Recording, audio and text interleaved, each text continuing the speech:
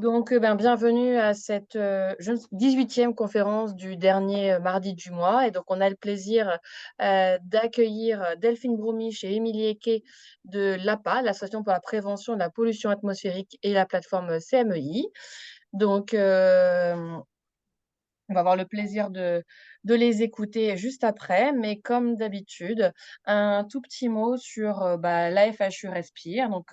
Je pense que vous commencez à le savoir, c'est un projet donc dans le cadre d'un appel d'offres G4 dont les objectifs sont de renforcer les relations, entre tous les partenaires qui ont une action dans la santé et là, dans le cadre de la santé respiratoire avec une approche intégrée, prenant en compte les caractéristiques de l'eau dès l'enfance, réponse immune à l'agression, microbiome, l'environnement et ça va être le cœur du sujet aujourd'hui, en sachant qu'on pense souvent environnement extérieur, mais que l'environnement intérieur est fondamental, les pathogènes et leur interaction au niveau pulmonaire.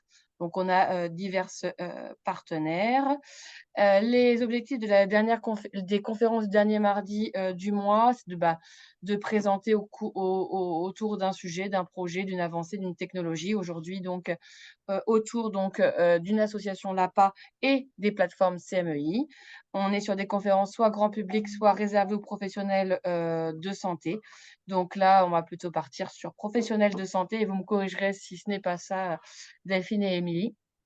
Et donc, le dernier mardi du mois, avec aujourd'hui, un mardi qui tombe en plein milieu des vacances scolaires et une veille de férié. Heu, voilà. Merci à ceux qui sont présents, qui est en visio sur le Zoom et puis qui peut être disponible ensuite en replay pour les membres, de la FHU. Voilà le programme, actuel. Le prochain, ce sera le docteur Hortense Peutat sur la charge virale et le séquençage des rhinovirus. N'hésitez pas, il y a, plein de libertés pour le programme 2024 et peut-être nous aurons, le plaisir de réécouter sur peut-être un autre versant, Delphine et Émilie, en 2024 et je vais arrêter mon partage et laisser, Delphine et Émilie, partager. À bientôt. Et on se retrouve à la fin pour, les éventuelles questions. Alors, même question, est-ce que vous voyez notre écran du coup? Oui, c'est parfait. C'est bon? Eh ben, en tout cas, merci de nous accueillir et de nous donner la parole pour vous présenter finalement un autre volant de la FHU, donc un partenaire donc associatif. Et donc là, moi, je vais commencer à vous présenter donc l'association pour la prévention de la pollution atmosphérique. Et après, je passerai la main à Émilie qui vous présentera son pôle thématique par la suite. Alors, l'APPA, c'est quoi? Donc, c'est une association nationale qui a été créée en 1958 et qui, depuis 1962, est reconnue d'utilité publique. L'association, elle est agréée par le ministère en charge de l'Environnement et de l'Éducation nationale. Donc, l'association, comme je disais, elle est nationale parce qu'on a des comités régionaux, des comités des antennes dans différentes régions en France. Et pour s'appuyer pour nos activités, donc on bénéficie d'un réseau national également de bénévoles, donc des bénévoles qui ont des profils très différents, un peu comme les activités de la PPA finalement. Donc on a aussi bien des biologistes, des climatologues que des sociologues, des toxicologues, des médecins, des pharmaciens. Et parce qu'il n'y a pas que des bénévoles à la PPA, il y a aussi des salariés. Donc, on est une trentaine. Actuellement, on est 35 répartis dans différents comités, donc principalement dans la région des Hauts-de-France, mais on est aussi présent dans les autres régions qui sont présentées ici sur la carte. Donc, l'association reconnue d'utilité publique a un conseil d'administration et les membres sont présentés ici. Alors, pour ne citer que, et parce qu'ils ne sont pas... Voilà. Donc, on retrouve Jean-Guy Barter, Denis Charpin, Rémi Collomb, Franceline Marano, Fabrice Neslani, enfin des professionnels de différents horizons, donc des universitaires, des chercheurs et également des membres invités, donc avec notamment Damien Cuny qui a présenté le mois dernier à la conférence du dernier mardi du mois, également Florent Ocelli, Fabien Roland et également des membres d'honneur. Au sein de ces membres du conseil d'administration, donc la composition du bureau national est la suivante, donc avec Denis Charpin, qui est le président de l'association et qui est également pneumologue dans le sud de la France, donc sur Marseille. Et également, au sein du bureau national, des invités permanents. Donc, on retrouve un pharmacien, donc Rémi Collomb, Juliette Limbre, qui est la responsable du SPSE, Nan Fanti, et puis Fabien Roland du CHU de Cannes. Également, la PPA bénéficie d'un conseil scientifique avec une coprésidence qui est représentée par Damien Cuny et Franceline Marano, donc qui arrive tout récemment à la présidence de ce conseil scientifique, et également une représentation assez variée des profils des personnes qui sont dans ce conseil scientifique, avec des membres du CITEPA, de l'INERIS, de l'ADEME, de différents CHU, de différentes universités, un peu partout en France. La PPA, selon ses statuts de 1958, donc la PPA a pour but de susciter et coordonner toute étude, recherche et enquête statistique sur la pollution atmosphérique, d'entreprendre auprès du public des campagnes d'éducation et d'information sur les dangers de la pollution atmosphérique et de présenter finalement toute suggestion aux collectivités, aux organismes publics ou privés, des comités d'études en vue de l'adoption et de la mise en œuvre de toutes mesures destinées à lutter contre la pollution atmosphérique, avec un changement d'identité visuelle qui s'est opéré donc en avril 2019, où on retrouve finalement ce nouveau logo. Donc les missions de la PPA, donc pour la qualité de l'air et de manière plus large finalement, l'environnement et la santé, c'est vraiment de coordonner et de réaliser des études et des recherches, d'assurer une veille scientifique et un transfert des connaissances vers les différents publics, de faire monter en compétence les différents professionnels et les acteurs relais dans les territoires, d'informer et de sensibiliser la population, d'apporter une expertise dans l'élaboration et le suivi de politiques publiques. Alors ça, c'est clairement vrai cette année avec le PRSE, enfin, le PNSE4 qui se décline dans différentes régions, où on est effectivement impliqué et convié à participer aux différents échanges.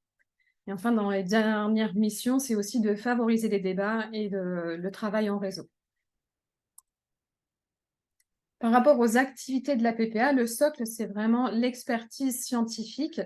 Et c'est là aussi qu'interviennent beaucoup les bénévoles de la PPA. Donc, le réseau d'experts, je le répète, de vraiment différentes disciplines, vient en appui de l'équipe salariée, alors que ce soit au niveau des instances nationales et régionales, donc pour appuyer et contribuer aux programmes et actions sur le terrain. Et ils viennent effectivement participer à l'organisation de conférences et de différentes manifestations scientifiques. Ce réseau d'experts bénéficie également à la cellule de veille avec des réunions de veille partagées entre bénévoles et salariés de la PPA, et il valide les informations qui sont diffusées par les différents canaux de la PPA. Et enfin, donc, ce conseil scientifique est là également pour produire des orientations stratégiques sur les activités de la PPA, et ils sont amenés également à produire des avis sur différentes thématiques. Et là, juste pour vous présenter donc deux sujets sur les biocides et sur la place des dispositifs mobiles d'épuration de l'air pendant la crise qu'on a tous bien connue et subie.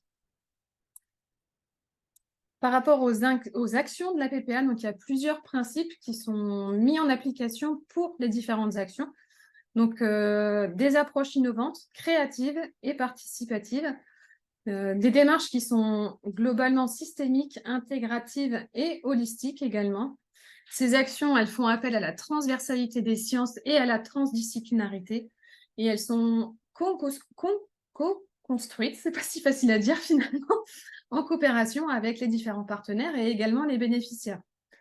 Par rapport aux actions, elles visent notamment l'autonomisation et la capacitation des publics cibles qui sont identifiés. Et enfin, ces actions s'appuient aussi sur des évaluations des impacts pour identifier finalement les leviers d'amélioration qui seraient possibles.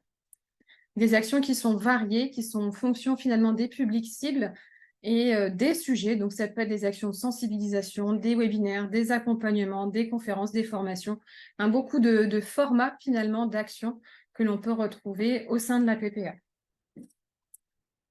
Les actions que l'on porte sont à destination de différents publics, la population générale, dont les publics sensibles. Ça peut également être des chercheurs, les collectivités, des entreprises, les professionnels, et j'insisterai sur les professionnels de la santé également, d'autres associations également et également des décideurs pour tout ce qui est politique et institutions publiques. Par rapport aux activités, donc habituellement, pour tout ce qui est formation, accompagnement, on recueille les pratiques et les besoins, alors que ce soit des professionnels ou des publics visés. Par exemple, ça peut être les femmes enceintes et les jeunes parents. Et donc, pour la formation des professionnels de différents secteurs, donc l'objectif, c'est vraiment de changer les pratiques professionnelles et de permettre aux professionnels de devenir relais d'information vers la population. À savoir que pour ces activités de formation, la PPA est certifiée Calliope depuis 2021. Donc, la certification Calliope atteste de la qualité du processus qui est mis en œuvre pour le développement des compétences et ça valorise des services qui présentent des qualités particulières et qui répondent à des exigences spécifiques. Donc, les activités de la PPA, elles sont structurées en pôles d'activités thématiques. Donc, on retrouve 4 pôles, donc le pôle périnatalité, le pôle habitat et santé, le pôle qualité de l'air et le pôle des activités transversales. Là, moi, je vais vous présenter globalement et très rapidement le pôle périnatalité et le pôle qualité de l'air et également très rapidement le pôle activité transversale. Et après, c'est Émilie qui vous présentera finalement l'activité des conseillers au sein de la plateforme de la région des Hauts-de-France. Alors, le pôle périnatalité et environnement santé coordonne notamment le projet FAIT. Donc, c'est un projet qui a été créé en 2011. Donc, FAIT, c'est pour Femmes enceintes et environnement santé. Donc, il a été créé en 2011 dans le Nord-Pas-de-Calais en partenariat avec l'Union régionale de la mutualité française, à savoir que ce projet se déploie progressivement dans d'autres régions de France. L'objectif général de ce projet, c'est vraiment de diminuer l'exposition des femmes enceintes et de leurs nourrissons aux différents polluants, notamment des perturbateurs endocriniens, mais pas que, et qui sont présents finalement dans l'air intérieur, l'alimentation et les cosmétiques. Donc, le projet FAIT vise vraiment à former les professionnels de la périnatalité et de la petite enfance au travers de différentes activités, donc notamment la veille scientifique, des évaluations et des partenariats. Et l'objectif, au final, c'est vraiment de sensibiliser les futurs et jeunes parents à la problématique de la santé-environnement, notamment de l'air intérieur, l'alimentation et les cosmétiques. Cet objectif est atteint, on va dire, en diffusant des conseils auprès des professionnels de la périnate et de la petite enfance. Alors, des conseils qui doivent être pratico-pratiques, compréhensibles et appropriables finalement par tous, et des conseils qui sont facilement relayables par les professionnels dans le cadre des suivis des patients. Des conseils qui sont adaptés et hiérarchisés en fonction des besoins de l'individu et de la famille, et surtout des conseils non anxiogènes ni culpabilisants pour les personnes qui les reçoivent, en fait, pour tendre à la maximisation de l'appropriation de ces conseils. Et juste pour vous donner une idée, donc cette carte représente la distribution des formations, des professionnels qui ont été formés grâce au projet FAIT depuis le début du projet. Donc, on a une distribution nationale, moindre dans certaines régions parce qu'on est moins implanté dans ces régions-là, mais globalement, une couverture assez importante avec presque 3000 professionnels formés depuis le début du projet. Pour le pôle qualité de l'air, alors je vais restreindre drastiquement la présentation des activités du pôle qualité de l'air parce qu'elles sont très variées et très différentes. Donc, la première que je vous présente, c'est par rapport à la prévention du risque des allergies au pollen. Donc, pour cela, on a un partenariat avec le RNSA, donc le Réseau national de surveillance aérobiologique. Et dans le cadre de cette action, qui est menée dans le cadre du pôle qualité de l'air, il s'agit de mesurer les pollens qui sont dans l'air grâce aux capteurs de pollen et les analyses par microscopie optique. On diffuse également l'information par rapport aux risques d'allergie aux professionnels de santé et également au grand public via la météo pollinique, dont on a un extrait là sur la diapositive. Et donc des bulletins qui sont envoyés globalement de février à septembre selon le démarrage de la saison pollinique. Globalement, sur l'année, on a environ une trentaine de bulletins sur toute une saison. Donc, l'objectif de ce projet, c'est également de diffuser et de relayer toute information qui concernent le risque d'allergie, également sur les réseaux sociaux, et de réaliser des interviews sur les gestes de prévention des symptômes liés aux allergies au pollen. Un autre projet porté par ce pôle concerne la prévention des intoxications au monoxyde de carbone. Donc, ce projet est mené en collaboration et en partenariat avec l'ARS des Hauts-de-France au travers de différentes actions, finalement, des communiqués de presse, des interviews, des communications sur les réseaux sociaux et également des informations auprès des collectivités. Pardon. Et donc là, trois visuels différents qu'on peut retrouver sur le site de la PPA par rapport à ces actions. Et sur la carte, là, c'est les intoxications en monoxyde de carbone. Les couleurs représentent les différentes périodes de chauffe. Les actions transversales, alors je vais juste focaliser sur un point, donc sur l'action finalement auprès des publics vulnérables. C'est quelque chose auquel on s'attache beaucoup depuis plusieurs années maintenant, parce que effectivement, l'objectif c'est d'agir sur la prévention de différentes problématiques et d'avoir vraiment une réflexion globale et d'essayer d'inclure le plus de personnes possible.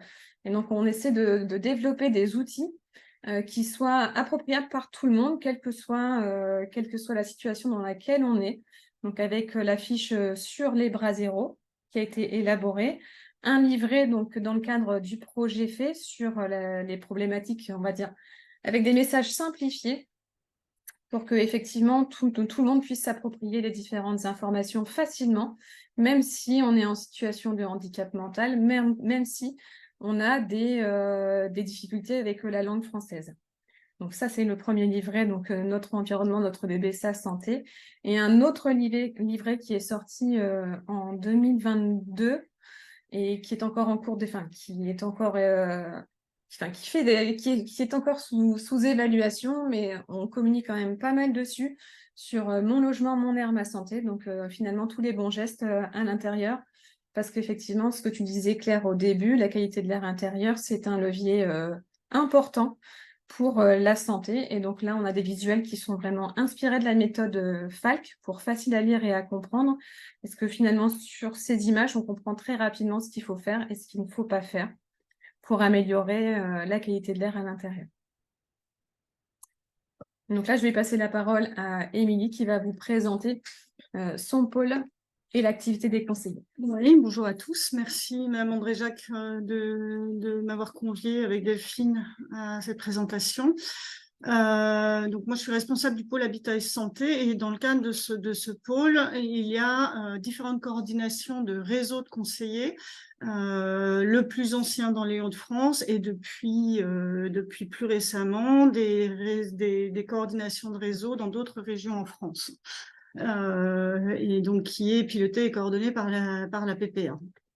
Et on le sait, je pense que Damien Cuny, si vous avez eu l'occasion de participer le mois dernier, a largement expliqué les enjeux de la qualité de l'air intérieur et de l'impact sanitaire. Pour résumer très rapidement, voilà, on sait que dans les années 70, et on voit à quel point l'histoire se répète parce qu'on retombe dedans, il y a eu des politiques d'économie d'énergie en raison de la crise énergétique, avec du coup comme conséquence la nécessité d'isoler mieux les bâtiments, mais avec les effets qui sont problématiques, un calfeutrage un peu trop important et sans adaptation systématique du système de ventilation, avec du coup comme conséquence ultime une concentration des polluants et une exposition des personnes à des polluants de manière plus concentrée, et parce que ces polluants sont de plus en plus nombreux, à des polluants divers et variés. Or, on sait que l'air intérieur est significativement plus pollué la plupart du temps que l'air extérieur, hein, qu'on passe énormément de temps dans des espaces clos, quels qu'ils soient, et que on retrouve dans l'air intérieur une diversité des sources de polluants, de pollution. Damien, vous en avez fait la démonstration la dernière fois, je ne reviens pas trop dessus de manière trop précise. On le sait que cette exposition aux polluants a des impacts sanitaires et que aussi bien par voie respiratoire que par voie digestive et d'une façon un peu plus marginale par voie cutanée, et que leurs effets dépendent à la fois de la composition de la molécule, de la taille des molécules, des caractéristiques individuelles, des susceptibilités individuelles, des modes de vie et de l'état de santé des personnes qui sont exposées, mais aussi du degré d'exposition à la dose inhalée. Et on sait que cette pollution de l'air intérieur a un coût économique évalué à 19 milliards d'euros par an en France. Voilà, donc c'est un véritable enjeu de santé publique. Donc les CMEI, donc du coup, face à ces constats en fait et à cet enjeu de santé publique, il y a une vingtaine d'années le développement d'un métier de conseiller médicaux en environnement intérieur, qui ont d'autres dénominations également en France, et vous le verrez par après, et dont la mission est de réaliser des enquêtes environnementales uniquement sur prescription médicale, des enquêtes environnementales au domicile des patients qui souffrent d'une pathologie, alors le plus souvent respiratoire ou allergique, et ce, dans le but de à la fois compléter le bilan médical en apportant au médecin des informations sur l'environnement domestique de son patient, et aussi d'accompagner le patient, l'occupant du logement, dans la démarche d'éviction, de suppression des allergènes et des irritants. Donc, ce sont des enquêtes environnementales strictement réalisées sur prescription médicale. Il y a 2 formations qui forment au métier de conseiller. Alors, il y a plusieurs dénominations en France. Il y a conseiller habitat santé, conseiller médical en environnement intérieur et conseiller en environnement intérieur. Mais globalement, ce sont des professionnels qui ont le même but que je viens de vous décrire là. Si vous avez le replay, vous tomberez un petit peu sur la littérature et les différents travaux et études qui ont été menés en France et à l'étranger pour montrer l'intérêt des enquêtes environnementales. En gros, s'il faut un petit peu recontextualiser et expliquer les visites, bon, la visite n'est pas que le temps de l'enquête en elle-même, c'est d'abord une pré-enquête, un temps d'enquête en second temps sur place in situ et un temps de post-enquête. La pré-enquête, c'est vraiment l'appel téléphonique préalable qui a son importance réelle pour pouvoir bien recontextualiser l'objet de la demande et surtout ajuster les attentes. Ça, on le verra après, parce qu'on voit parfois, on va dans le mur sur certaines enquêtes parce que les attentes du patient n'étaient pas les mêmes que les objectifs réels d'une visite, et du coup, on ne peut pas se retrouver dans les objectifs finaux de l'enquête qui sont au final d'essayer de diminuer les expositions. Il y a ce temps de pré-enquête qui a son importance réellement, le temps de l'enquête environnementale que je vais développer un petit peu après, et le temps post-enquête qui consiste en la rédaction du rapport qui est identique pour le patient et le médecin. Ça, c'était une volonté d'emblée à la création de la plateforme, de faire un rapport commun pour transparence et facilitation de la rédaction également. Avec aussi, dans ce temps de post-enquête, la rédaction des courriers de relais de compétences quand c'est nécessaire, qu'on se rend compte qu'il y a des expositions qui sont liées à la responsabilité du bailleur quand ce sont des locataires et qui nécessitent une prise en charge par d'autres compétences que nous pour essayer de résoudre le problème. Voilà, le temps de visite. Alors, qu'est-ce que c'est qu'une visite au final, une fois que le conseiller a pris contact avec le patient, il se rend sur place et il y a d'abord vraiment un temps de ce que vous appelez médicalement d'anamnèse, où on se pose avec le patient, avec l'occupant, et on lui pose les premières questions. Ça permet déjà de réinstaller le contexte de la visite, de rentrer en contact, parce que ça reste une visite où les gens doivent être en confiance pour pouvoir à la fois faire visiter leur logement, mais aussi être sincères sur leurs usages dans le logement. Et donc, suite à ce temps d'anamnèse, je dirais, il y a physiquement la recherche des facteurs d'exposition. Alors, les facteurs d'exposition, ils peuvent être soit liés aux habitudes de vie, soit liés à des désordres du bâti. Donc, on va rechercher et voir comment le patient aère, s'il y a du tabac à l'intérieur, du tabagisme actif, du tabagisme passif, s'il y a de l'utilisation des produits d'entretien, de parfums d'intérieur, à quelle fréquence, lesquels, hein, s'ils utilisent des chauffages d'appoint, voilà, on pose un peu toutes les questions et on objective la chose une fois sur place.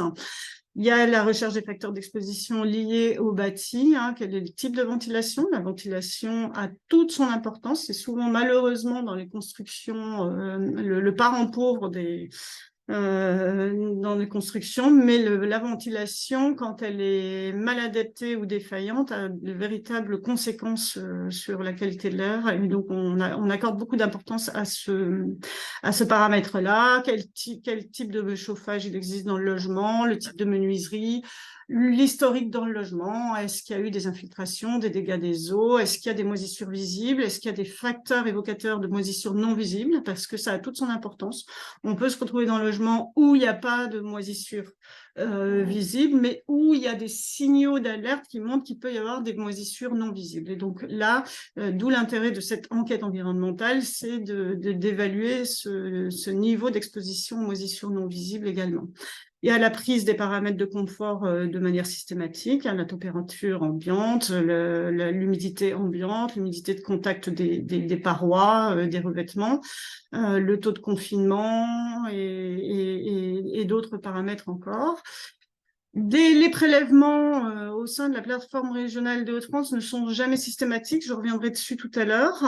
Il peut y avoir des prélèvements chimiques, c'est très très à la marge parce que dans un logement lambda, finalement les expositions chimiques sont souvent liées à des usages, à l'utilisation de produits. Il n'y a pas forcément besoin d'aller réaliser des prélèvements chimiques. On fait pas mal de prélèvements fongiques. On est très fortement confronté à des logements avec des moisissures lors de nos visites. Mais c'est le CMEI qui juge nécessaire la réalisation de ces prélèvements. Je reviendrai dessus tout à l'heure. Et puis, à l'issue de ce temps de visite, il y a un temps d'échange de nouveau avec le patient sur les constats réalisés et sur les moyens d'arriver à la diminution, à l'éviction des expositions retrouvées dans le logement.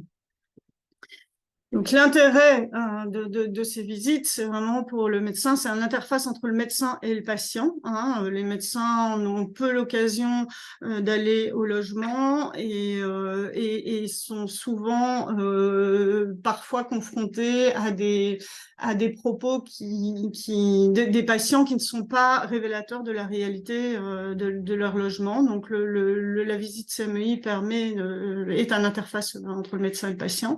Il permet de compléter le bilan du médecin pour voilà, la réalité des expositions qui peuvent avoir un impact sur la prise en charge thérapeutique parfois de leurs patients.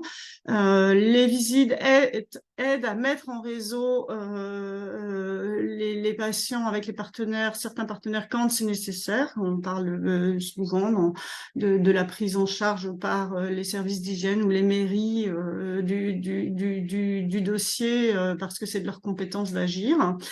Et les visites aident à la prise de conscience de l'impact de la qualité de l'air intérieur. Souvent, les gens sont très conscients de l'impact de la qualité de l'air extérieur et se sentent chez eux un petit peu préservés. Et les patients qu'on rencontre, en fait, prennent conscience effectivement que chez eux aussi, ils peuvent être exposés, voire plus exposés qu'à l'extérieur. Et on leur octroie les moyens pour préserver cette qualité de l'air intérieur.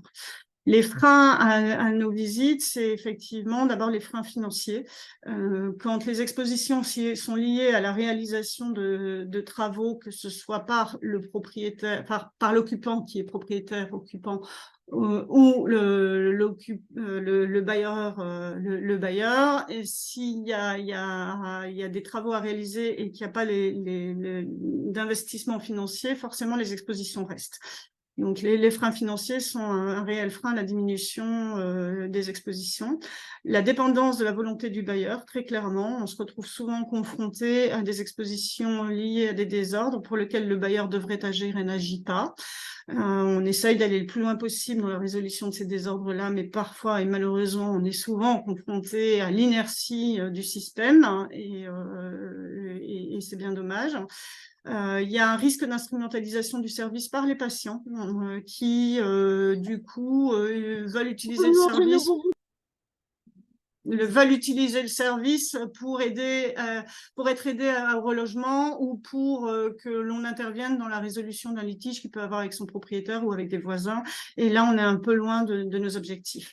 Et puis, le dernier frein, c'est la problématique du changement des comportements ancrés, là où réellement, parfois, on se retrouve face à des comportements qui sont socialement, familialement, culturellement très ancrés et qu'il est difficile de remettre en cause lors des visites parce que c'est inscrit dans la pratique familiale, culturelle et donc parfois on a du mal à décoincer certaines situations. Je reviens là-dessus, c'est que en première intention, la visite d'un conseiller ne sert jamais, en première intention, à faire aboutir une demande de relogement. Et évidemment que quand on va en visite et qu'on juge que le logement est problématique, on va tout faire pour faire prendre conscience aux compétences que le logement n'est pas adapté, mais on n'a pas les leviers réglementaires pour aider au relogement. C'est important de le dire. La visite n'a pas en première intention pour but d'étayer un conflit juridique et ou de voisinage, ça je l'ai déjà dit, et la visite n'a pas en première intention non plus pour objectif de réaliser des mesures systématiques de polluants. On n'est pas un bureau d'études, on ne répond pas aux sollicitations des personnes qui nous demandent de venir réaliser un diagnostic de l'air intérieur chez eux parce qu'ils ont l'impression d'être exposés chez eux si derrière il n'y a pas des éléments étayés qui nous incitent à aller sur place. Et c'est qu'une fois sur place qu'on jugera, nous, de la nécessité de faire les prélèvements. Alors, dans les Hauts-de-France, on le verra depuis un peu plus de 10 ans maintenant, ça fera 10 ans là, fin d'année, il y a eu la création de ce qu'on appelle la plateforme régionale des conseillers médicaux en environnement intérieur, qui est un processus réellement collaboratif et qui ne cesse d'évoluer depuis sa création. Donc, je vous le disais, la plateforme a été créée fin 2012, début 2013, suite à la réalisation. Il existait des dispositifs d'enquête environnementale sur le territoire qui étaient très disparates et très indépendants les uns des autres. Ils ne se connaissaient pas et il n'y avait pas d'harmonisation des pratiques ni des outils. Et donc, en 2012, l'ARS et le Conseil régional avaient souhaité qu'il y ait un bilan qui soit réalisé, une évaluation des dispositifs existants. Et suite à ça, les deux financeurs ont souhaité pérenniser le dispositif en l'harmonisant, en lui donnant de la visibilité. Il y a eu la création de cette plateforme, de cette coordination réalisée donc tout début 2013 et qui depuis 2013 ne cesse d'évoluer. Et ce que je vous disais il y a quelques minutes, en fait, c'est 10 ans de structuration régionalisée en 2023, ce qui est très envié en fait dans d'autres régions en France. Qui demande là maintenant, avec 10 ans d'écart, la réalisation de coordination du même type. Globalement, la plateforme, voilà, c'est plusieurs partenaires. Hein, donc, la PPA coordonne le dispositif en partenariat avec les financeurs, que sont l'ARS et le Conseil régional, et en partenariat avec les autres structures porteuses du conseiller. Donc, il y a 3 structures porteuses des conseillers dans les Hauts-de-France, dont la PPA aussi. Donc, la PPA est à la fois coordinatrice de la plateforme, mais aussi structure porteuse de conseillers. Et les objectifs de la plateforme, c'est à la fois de donner de la visibilité au dispositif d'enquête environnementale en créant, et ça avait été fait dès le départ, un guichet unique, c'est-à-dire une centralisation de toutes les demandes d'intervention, de prescription médicale.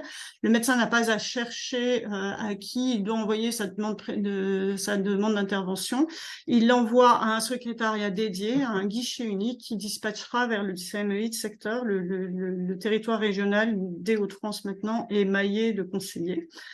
Donc, donner de la visibilité, coordonner, c'est un peu le job de la PPA, hein, c'est-à-dire créer des outils communs de travail, mutualiser les outils et les moyens et générer des instances d'échange et de réflexion pour faire évoluer le dispositif. Ces instances sont les groupes techniques entre la PPA coordinatrice et les différentes structures et les différents CMEI des différentes structures, un comité de pilotage annuel et des comités de suivi réguliers avec les financeurs. L'autre but aussi de la plateforme, c'est d'évaluer. Forcément, on ne peut faire évoluer un dispositif et l'adapter que si on évalue. Et donc, il y a des évaluations très régulières qui sont faites, tant auprès des patients que des médecins. Tout ça dans le but d'amener à une amélioration continue, une évolution adaptée du dispositif. Donc, depuis la création, il y a plus de 4500 prescriptions qui étaient faites et 4000 enquêtes environnementales qui ont été réalisées. Voilà, je vous le disais, on a travaillé en collaboration avec tous les conseillers des différentes structures sur des outils communs et notamment une demande d'intervention qui est commune, qui permet, qui facilite le travail pour le prescripteur. Effectivement, il a un formulaire tout fait qu'il peut envoyer au secrétariat dédié. Et parce qu'on a des données homogènes, nous, on peut derrière encoder dans un outil de gestion qui est centralisé toutes ces données et derrière pouvoir en dresser des bilans. Il y a des fiches thématiques qui ont été travaillées avec les conseillers et conçues par la PPA sur toutes les différentes thématiques liées à la qualité de l'air intérieur, qui sont destinées à la fois aux patients en visite, mais aussi au grand public via notre site, le site APPA. Un rapport type qui a été travaillé dès le départ, voilà, sur lequel les CMEI se sont à peu près adaptés. Le rapport sur le fond contient à peu près toujours les mêmes données. Tout ça pour harmoniser et avoir une cohérence de réponse aux prescriptions des médecins. Et puis, ce fameux outil de gestion centralisé, hein, donc toute demande qui arrive au secrétariat est encodée dans un outil de gestion numérisé duquel on peut extraire les données et réaliser les bilans, voire même les évaluations. Je vous parlais d'évaluation, voilà, depuis le début de la plateforme, il y a des évaluations qui ont été faites sous différentes formes auprès des médecins prescripteurs,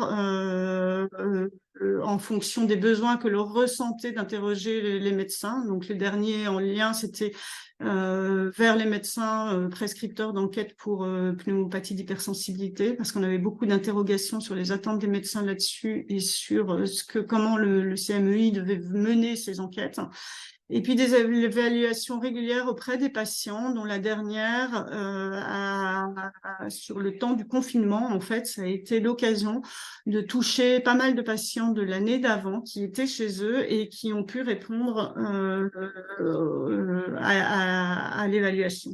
Donc, pour revenir dans le détail de cette évaluation, c'est une évaluation qui a touché, enfin, qui était en ligne, par téléphone et les résultats étaient numérisés, qui avait pour but d'évaluer la satisfaction des patients vis-à-vis de la visite CMEI, d'estimer le niveau d'application des conseils donnés par le CMEI, c'est important, on donne des conseils, c'est important de savoir si ces conseils sont globalement adaptés, et s'ils le sont, lesquels le sont le plus, et s'ils ne le sont pas, pourquoi. Et également, le troisième objectif, c'était de mesurer l'impact de cette visite sur le bien-être du patient. Et donc, c'est une évaluation qui a eu lieu en 2020, qui a touché 65% de l'échantillon. Donc, 302 répondants ont participé à cette enquête environnementale. Donc, c'est un échantillon qu'on n'avait jamais atteint. Mais c'est un peu grâce au confinement. Et donc, les résultats de cette évaluation avaient été retranscrits en poster présentés lors du Congrès français d'allergologie en 2022. Et globalement, ce que disait cette enquête, c'était que les résultats montraient que le patient était en très grande majorité satisfait, voire très, très satisfait de la visite, qui répondait globalement à leurs attentes. Et leurs attentes, c'était de trouver les sources à leurs symptômes, de mieux gérer ces symptômes et d'améliorer la qualité de l'air de leur logement. Il en ressortait également qu'il y avait nécessité à prioriser et à hiérarchiser les conseils donnés. Plus on donne de conseils, moins ils sont retenus. Donc, ça paraît évident, mais on le voit parfois dans les rapports, on le voit parfois dans les visites réalisées. Les CMI ont parfois tendance à donner trop de conseils parce qu'il y a beaucoup de choses à dire et on se rend compte que du coup, il y a moins d'impact derrière. Et on s'est rendu compte que ceux qui étaient le plus souvent appliqués, c'était ceux qui étaient liés à des actions que l'occupant pouvait mener facilement, c'est-à-dire la pratique d'aération et la réduction de l'utilisation des produits irritants. Voilà, très globalement, le poster est accessible sur le site aussi. Voilà. Les prélèvements, c'est souvent une question qu'on a. Il peut y avoir une attente à la fois des médecins et des patients sur la réalisation des prélèvements. Et donc, nous, pour des raisons au départ financières au sein de la plateforme, vous ne pouvez pas réaliser de prélèvements de manière systématique. Et puis, au final, même si au départ, c'était pour des raisons financières, on s'est rendu compte qu'il n'y avait absolument pas de nécessité à systématiser les prélèvements, que la plupart du temps, finalement, on ne savait pas trop quoi faire des résultats. Et donc, la philosophie de la plateforme régionale dans les Hauts-de-France, c'est de jamais faire de prélèvements de manière systématique. Alors, les prélèvements chimiques, quand on en fait, c'est très, très à la marge, hein, c'est deux par an et encore. Et ça, c'est externalisé vers un labo privé de vente de kits de prélèvement qui nous réalise des synthèses et des analyses et des synthèses qui sont très bien faites. Les prélèvements fongiques, on a un partenariat avec le docteur Fréal, hein, du laboratoire de la faculté de pharmacie de Lille, qui est mycologue, et c'est elle qui analyse et qui interprète les résultats des prélèvements qu'on peut réaliser. Les prélèvements qu'on peut réaliser sont soit des prélèvements d'air, vous voyez l'impacteur ici en dessous, hein, avec impaction sur des géloses qui sont mises en étuve et sur lesquelles poussent les moisissures qui sont analysées après par l'équipe du docteur Fréal, soit des prélèvements avec des capteurs électrostatiques comme ça, qui sont ni plus ni moins des lingettes laissées au domicile du patient pendant 1 mois, sur lesquelles se déposent les poussières, et au bout d'1 mois, le capteur est envoyé au laboratoire qui le traite et en extrait les moisissures pour pouvoir les analyser et nous donner la synthèse. Et puis des prélèvements par lame également réalisés.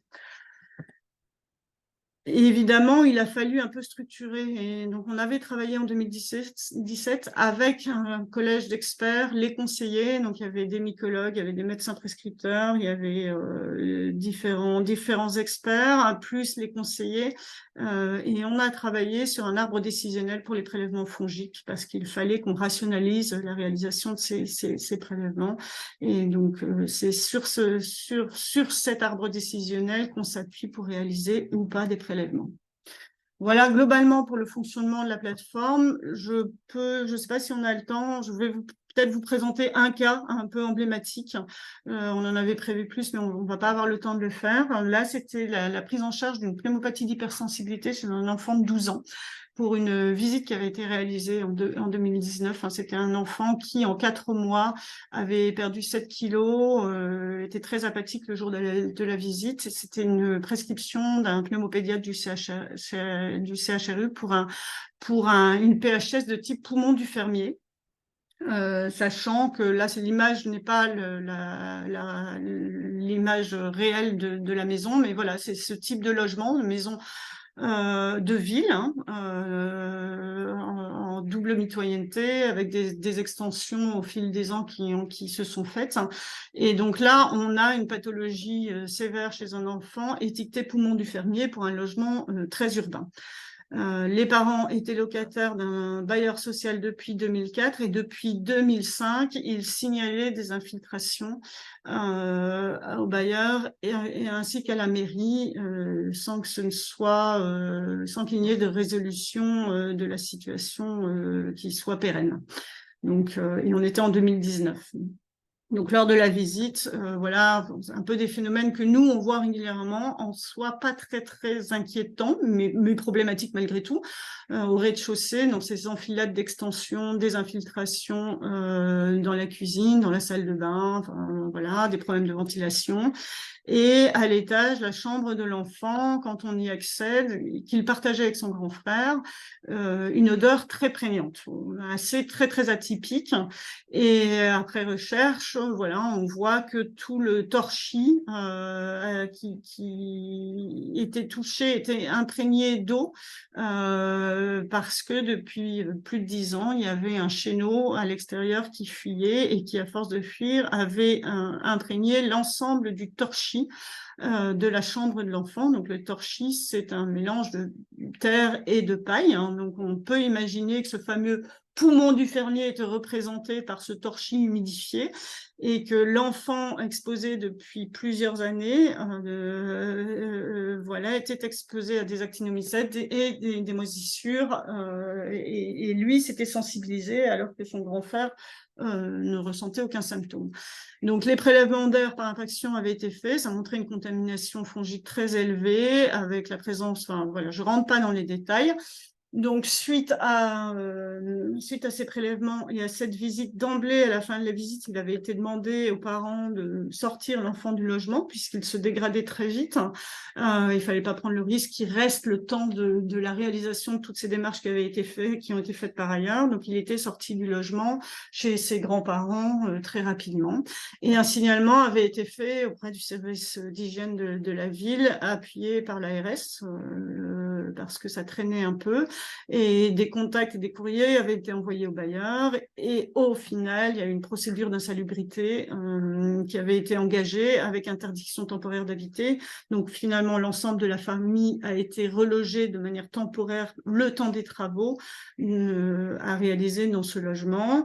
Et en fait, assez rapidement, l'enfant s'est cliniquement amélioré. Il a repris du poids et effectivement, à J+1 an, il y avait une nette reprise de poids, des sérologies en diminution, mais avec une toux résiduelle. Par contre, c'est un enfant qui avait été un peu traumatisé, un peu choqué, et donc qui était en décrochage scolaire avec une prise en charge psychologique nécessaire derrière. Et donc, en 2020, il y a eu la levée d'insalubrité avec encore malheureusement des systèmes de ventilation non fonctionnels, alors même qu'il y avait eu plusieurs centaines de milliers d'euros injectés dans ce logement. Malheureusement, le système de ventilation n'était pas branché et était encore dysfonctionnel. Et donc, la famille a pu réintégrer le logement en février 2021. Voilà, je termine moi sur cette situation-là. Il y en avait d'autres, mais on n'a pas le temps forcément de développer. Vous avez là les coordonnées de la plateforme, l'adresse mail et le numéro de téléphone, ainsi que le site. Delphine, je te laisse. Voilà. Et donc, je conclurai cette présentation sur, finalement, Émilie et moi, on sera présentes toutes les deux à la 3e journée scientifique qui est organisée par la FHU Respire, donc le mardi 21 novembre. Donc, si jamais vous êtes intéressés, vous pouvez nous poser des questions supplémentaires ou venir échanger avec nous sur finalement le quotidien des actions de la PPA, alors sur la plateforme CMEI, mais pas que. N'hésitez pas à venir nous retrouver lors de cette journée. Et puis, si ce qu'on fait vous intéresse, n'hésitez pas aussi à vous inscrire à notre newsletter, à aller consulter notre site internet et les différents sites qui sont portés par la PPA dans le cadre de ces différents projets. Et je vous remercie de votre attention pour cette conférence du dernier mardi du mois. Merci beaucoup à toutes les deux. C'était hyper clair et très sympa le petit cas clinique. Et c'est vrai que, alors moi je suis pas de pédiatrie, mais on se dit qu'un poumon de fermier, voilà, chez les enfants il y a moins de risques. On pense pas forcément au torchis ou ce qu'il peut y avoir dans les plafonds ou dépassé. Et je pense que c'est vraiment important pour mettre en valeur toutes vos actions. J'en profite, il reste pas beaucoup de temps, mais votre arbre décisionnel là sur les prélèvements fongiques, est super intéressant. C'est quelque chose qui est que pour l'APA ou c'est comme pour, ce que vous avez mis en commun sur les différents CMEI pour, la demande de CMEI, que partagé par tous les CMEI, qui ne sont pas forcément, membres de Ben, l'APA? non, c'est un travail plateforme Hauts-de-France. Donc, tous les conseillers de la plateforme Hauts-de-France s'appuient sur cet arbre Ouais. décisionnel. Dans les Hauts-de-France, oui. Dans les autres régions, pour l'instant, on est encore au début des coordinations, mais on voit qu'il y a une forte attente parce que les prélèvements sont un vrai sujet, Mmh. parce que ça a un coût financier et donc les financeurs veulent rationaliser aussi et qu'il y ait au moins une réflexion. Donc, on sent que dans les autres régions, il va aussi falloir mener et organiser des comités scientifiques regroupant les conseillers on va forcément partir d'une autre, mais d'expérience, on sait que ça va être fortement discuté dans les régions et on verra comment il va évoluer dans les autres régions. Mais il y a une forte attente là-dessus. Pour discuter avec nos collègues normands après, en fonction, puisque la FHU, voilà, c'est Hauts-de-France et Normandie. Donc D'accord. voilà, on est moite-moite. Donc ça peut être intéressant et donc pour l'instant, il y a que des prélèvements à visée fongique, hein, qui sont réalisés. Ouais, il y a pas, vous les sous-entendez mycobactéries et autres? Exactement. C'est marrant, tu n'avais pas Ouais. présenté quelque chose là-dessus, justement, Claire, sur les mycobactéries. Non, non, Eh non, oui, on n'a c'est voilà, pas. c'est des questions. On Non. sait que c'est des pour le coup, on sait que c'est des bactéries de l'environnement. Il y a eu plein de papiers où sur certains patients on trouvait en tout cas, il y en avait dans les sources d'eau. Bon après, c'est des questions qu'on peut se poser, mais voilà donc On n'a pas les partenaires pour pouvoir. Moi, j'ai pas mal cherché à Paris à l'époque où voilà. Donc non, nous on fait pas. Il faut voir si vous avez Eh des oui, possibilités là-dessus. Après, nous, quand on se retrouve face effectivement à des visites où on sent qu'il y a, enfin voilà, des pneumopathies, mycobactéries ou autres, on va aller identifier les sources potentielles et faire en sorte que le patient ne s'expose pas. Donc, on parle des spas, des jacuzzis ou d'autres on choses où là, on va donner les conseils. En tout cas, ne l'utilisez pas vu le contexte. On ne pourra pas objectiver l'exposition. Mais on donnera les conseils et on dira en tout cas, voilà, et de ne plus l'utiliser. Et s'il y a amélioration clinique, ça sous-entend qu'il y a de l'exposition liée à l'utilisation du dispositif. c'est-à-dire qu'on peut quand même mettre, par exemple, faire une demande de visite, même s'il y a pas de prélèvement, mais déjà en vue pour d'identifier, des sources, Oui, oui, oui, potentielles. absolument. Oui, oui, oui, absolument. Oui, oui, ça oui. Se sache Identifier chercher des sources potentielles, mais avec c'est les vrai. conseils et puis quand les conseils viennent de personnes différentes, ça voilà. Oui, Parce quand même, bon, il y a ce que le médecin dit, mais si en visitant, vous dites là exactement la enfin voilà, ça enfonce le clou et je pense que c'est ça important, hein. enfonce le clou et vous derrière, ça vous prenez le Voilà, conseil. Enfin exactement. voilà, ce sont des boucles virtueuses et vertueuses et c'est important effectivement de s'accorder sur les conseils qu'on peut donner. Donc oui, oui, ça a aussi son intérêt. c'est aussi pour ça que l'intérêt du rapport commun, Oui, finalement, patient et prescripteur soit identique. Parce que oui, comme tout ça, à fait. le On peut prescripteur reprendre. identifie effectivement ce qui lui a été, enfin, ce qui a été donné comme conseil au patient et il peut reprendre avec lui, justement, Les après conseils coup, les donnés, ouais. conseils donnés et échanger au besoin. Enfin, effectivement, ce rapport partagé a son intérêt aussi pour ça, finalement. Et donc toute la première partie, vous nous avez montré toutes vos actions. Je sais pas Une partie, parce qu'il y en a oui, quand même beaucoup une plus. partie, mais en tout cas, J'ai dû notamment faire un choix.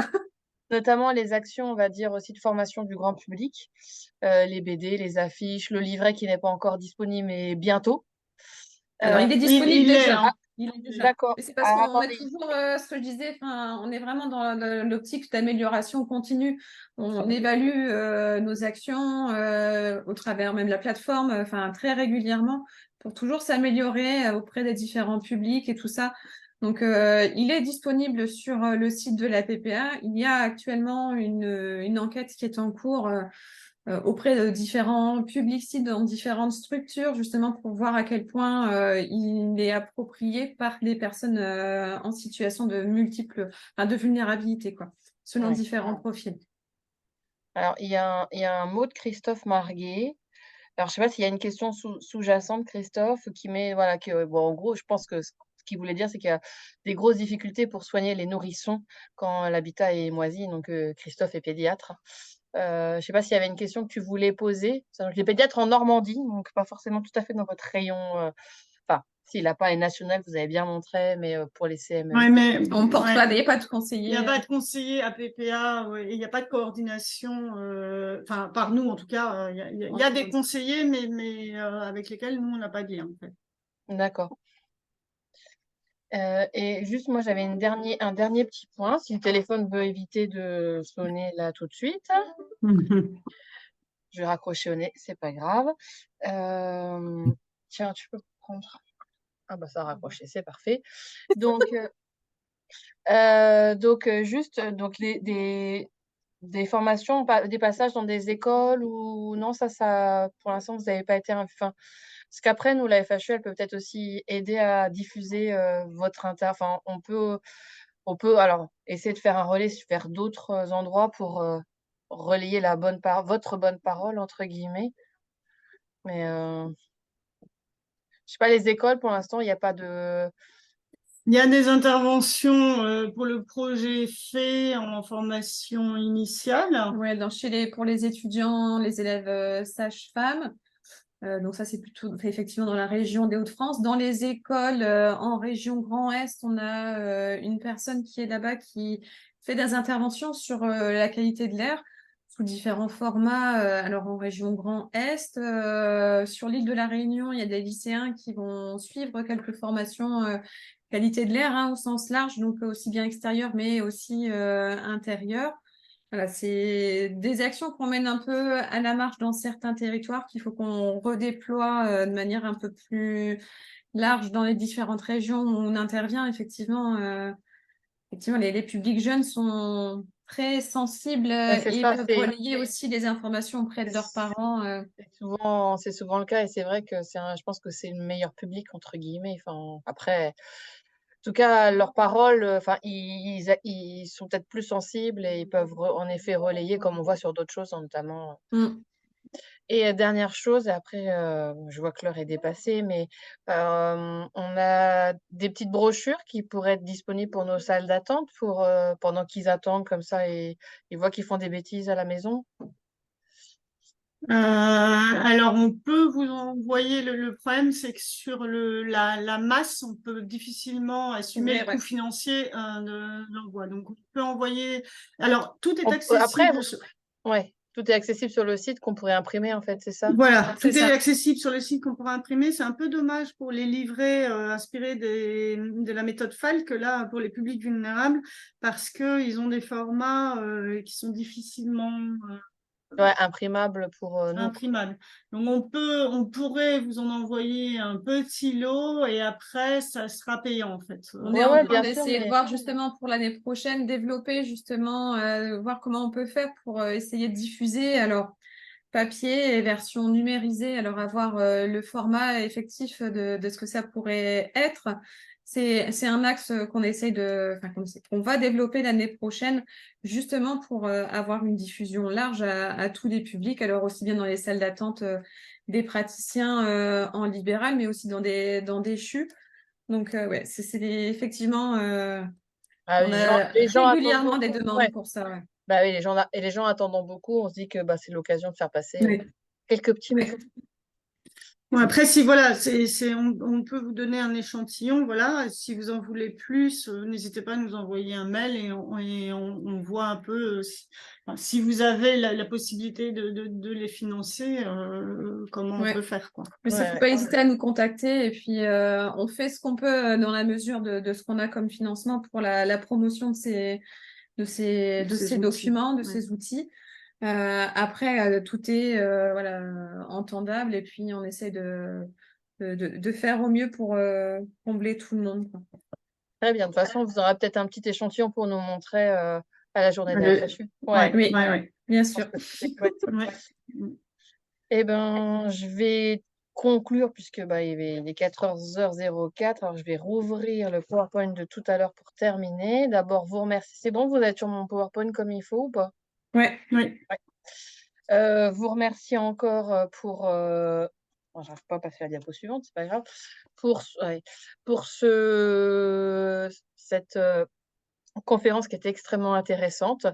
Bon, alors malheureusement, comme on dit le 31 octobre, on n'a pas été ultra nombreux, mais je pense que ça sera re-regardé et puis on en profitera peut-être pour refaire une autre intervention de votre part en cours de l'année 2024. Je suis très intéressée pour écouter la suite des petits cas cliniques. Parce que non, mais c'est rigolo, mais c'est parlant aussi. Ça nous remet directement dans le contexte et puis je dis rendez-vous à tout le monde donc le mardi 28 novembre et là on parlera de charge virale et séquençage des rhinovirus donc on change complètement, de domaine mais voilà, c'est très intéressant également. On parle de docteur Hortense Pettat, du CHU de Rouen. C'est une conférence réservée aux professionnels de santé et par contre, on avait anticipé le coup pour, le dernier du mardi du mois de décembre, qui a été, annulé puisqu'en pleine, vacances aussi. Mais je pense qu'on fera attention l'année prochaine aux scolaires de la Toussaint. Parce qu'on n'a pas trop de soucis pour les autres vacances, mais là, bing. Mais en tout cas, un très grand merci. C'était vraiment très Merci à intéressant tous. et Merci. puis, je pense que ça sera bien regardé. et à très bientôt. Donc de toute façon, avant le 28 novembre, on se voit tous le 21 novembre Le 21. à Lille. À bientôt. Et Merci, merci. merci. Merci. Au revoir. Au Au revoir. revoir.